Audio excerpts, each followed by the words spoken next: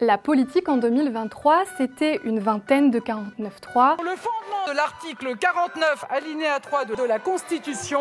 L'interminable saga de la réforme des retraites ou de la loi immigration. Les émeutes après la mort de Naël. Des dérapages. Mais pas que. Plein de ressources, nos politiques nous ont réservé cette année quelques surprises. Alors on a listé pour vous toutes ces fois où il et elle ont fait parler d'eux sur des sujets que l'on n'attendait pas forcément. On commence l'année très fort et en musique avec le député Renaissance Carl Olive. L'élu des Yvelines a publié sur les réseaux sociaux cette vidéo.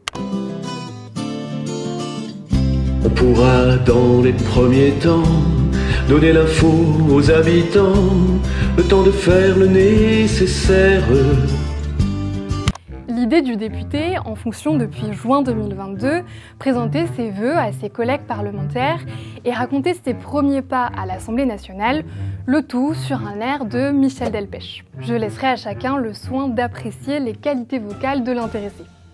En février, c'est Édouard Philippe qui se fait remarquer, ou plutôt ses cheveux. Dès 2020, et pendant des mois, beaucoup ont vu apparaître une tache blanche au niveau de sa barbe. Face aux inquiétudes et aux interrogations, le Premier ministre alors en poste avait pris la parole dans une interview en juin 2020 accordée à Paris Match. Cette dépigmentation des poils est en fait liée à une maladie sans gravité que l'on appelle le vitiligo. Le maire du Havre pensait sans doute avoir fini de répondre aux questions sur sa pilosité jusqu'à ce qu'il soit rattrapé par une seconde maladie, elle aussi bénigne, l'alopécie. Il s'en explique pour la première fois sur BFM TV. Je crois que c'est utile de dire qu'en effet, une alopécie, c'est quelque chose qui peut se déclencher très jeune ou très vieux, que c'est une perte de la pilosité, que ça n'est ni douloureux, ni dangereux, ni contagieux, ni grave.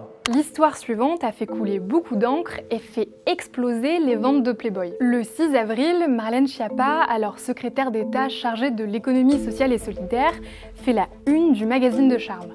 Elle pose habillée dans une longue robe blanche et répond dans une interview fleuve à des questions sur le droit des femmes et le féminisme. La parution déclenche une polémique dans les médias et dans le monde politique jusqu'à Matignon. En plein conflit des retraites, la Première ministre n'a pas vraiment apprécié l'idée. Je lui dis que ça me paraissait pas approprié, a fortiori dans la période, mais donc on s'est expliqué avec Marlène Schiappa. Dans la catégorie érotisme, comment oublier ces quelques phrases torrides rédigées par le ministre de l'économie.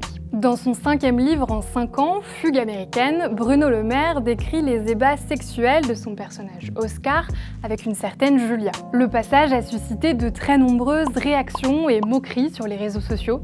Le numéro 2 du gouvernement revendique souvent son goût pour la littérature, mais son style n'a visiblement pas convaincu tout le monde. Il a aussi été critiqué pour le temps qu'il consacre à l'écriture au détriment de ses fonctions. Et pour finir, sa maladie à lui est invisible, mais il a choisi de l'évoquer publiquement pour la première fois dans la presse en août. Dans ce reportage du Parisien, Aurélien Rousseau, l'ex-ministre de la Santé à peine nommé, raconte être atteint du syndrome de Guillain-Barré. Il avait 30 ans et était encore étudiant à l'ENA quand il a développé cette grave maladie neurologique. Il explique avoir passé 7 mois paralysé à l'hôpital, dont 3 en réanimation, mais se dit aujourd'hui en pleine santé.